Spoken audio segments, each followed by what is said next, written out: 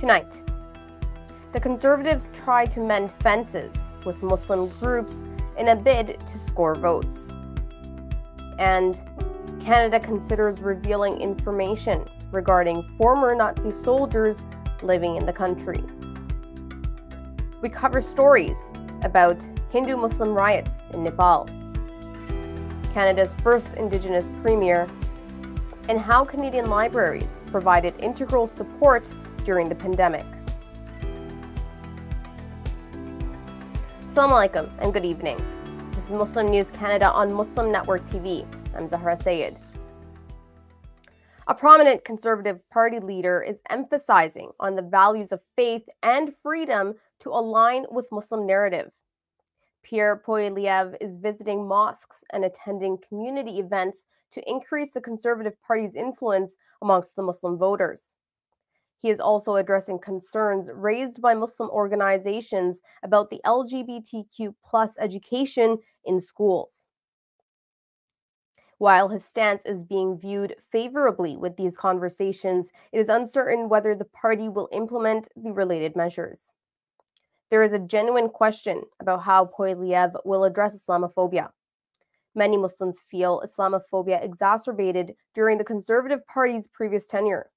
An advocate for Muslims in southwestern Ontario says there should be a concrete policy that will effectively help solve problems the Muslim community is struggling with. Poilievre remains cautious on the issue of parental rights. This term refers to parents' autonomy over their children's education, particularly in the relation to the LGBTQ+ curriculum inclusion in schools.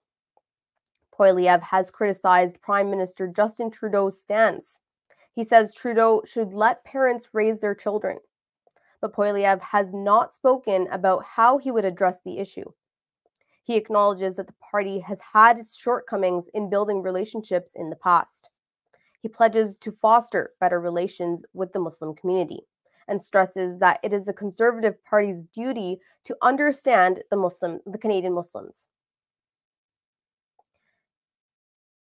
Prime Minister Justin Trudeau has announced that officials are re-examining the 1980s report that investigated alleged Nazi war criminals in Canada.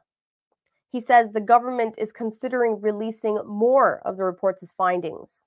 The report is in two parts.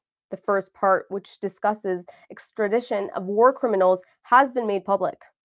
The second, which includes names of suspected Nazis in Canada, remains undisclosed. The move comes after a recent controversy erupted in the parliament. A Ukrainian man who fought for the Nazis was honored with a standing ovation. The incident occurred in the presence of Trudeau and the Ukrainian president, Volodymyr Zelensky. Jewish groups are calling for full disclosure of the report to shed light on Canada's past decisions that allowed the Nazi collaborators to settle in the country. Leaders of various political parties are also demanding greater transparency on the issue. A town in Nepal has imposed a strict lockdown and increased its security after clashes broke out between the Muslim and Hindu groups. Tensions flared between Hindus and Muslims in Nepal Gunjay town over a controversial social media post by a Hindu boy. Muslims demonstrated outside the region's main government office and called for action against the perpetrator. A larger group of Hindus took to the streets on Tuesday in support of the boy, leading to clashes and heated arguments. The authorities then imposed a curfew in the town, with the police patrolling the streets. Communal violence is rare in Nepal. It is a Hindu-majority country that has become recently secular. Muslims make up about 1/3 of the population of Nepal Gunjai. The region borders India, where religious divide is widening. For the first time, Canadians have elected a First Nation member to lead one of its provinces. In a majority victory, Wab Kin Yu led the New Democratic Party to replace the Progressive Conservatives. Kin Yu is now Manitoba's new premier. Raised in a First Nation and later in Winnipeg, Kin Yu's election reflects the nation's progress. His election marks a significant shift in Manitoba's political landscape and recognizes the province's deep-rooted Indigenous heritage. In the past, Kinyu has been working as a rapper and broadcaster. Kinyu says that if one wants to find healing, he has to decide to move forward. Prime Minister Justin Trudeau and the Assembly of Manitoba Chiefs have congratulated Kinyu on his win. Grand Chief Kathy Merrick has expressed her willingness to work together for the benefit of the First Nations in the province. For more on the U.S. sending seized Iranian ammunition to Ukraine, stay tuned.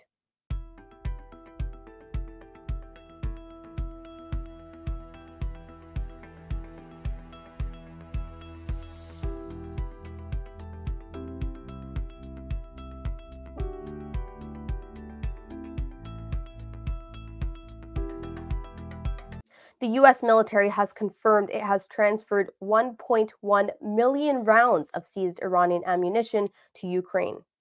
This ammunition had been taken last year from a ship allegedly transporting weapons from Iran to Yemen's Houthi rebels. The handover to Ukraine comes at a time of heightened tensions between the U.S. and Iran. Iran's support for Russia and Houthi rebels remain the main points of contention between the two nations.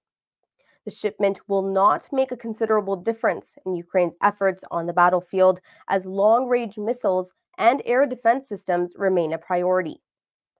The U.S. has been providing the required military equipment, but now American politicians are calling for downsizing funds allocated for military aid.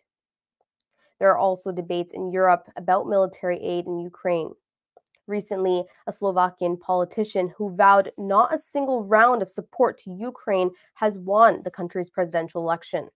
Since Russia's invasion on Ukraine, the U.S. has provided over $43 billion in military aid, accounting for more than half of the global support.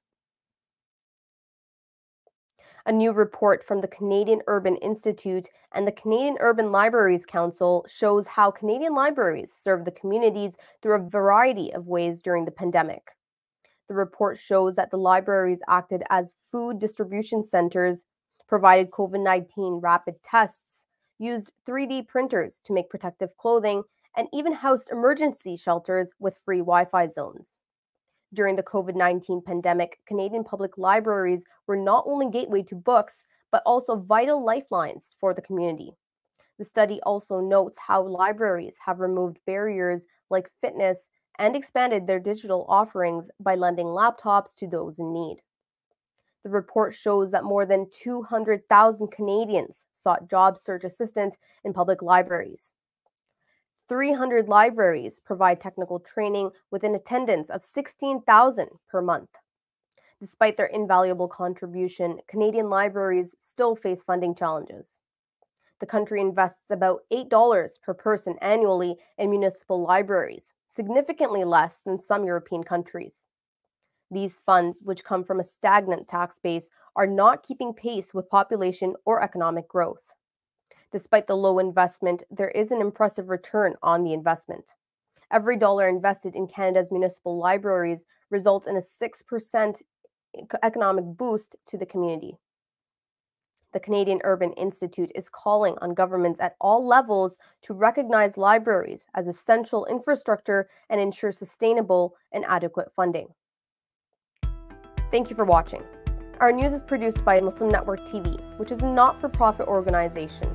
We need your support for donations. Please scan the QR code on our broadcast or visit muslimnetwork.tv to donate now, so we can continue to amplify the voices of Muslims in Canada and abroad.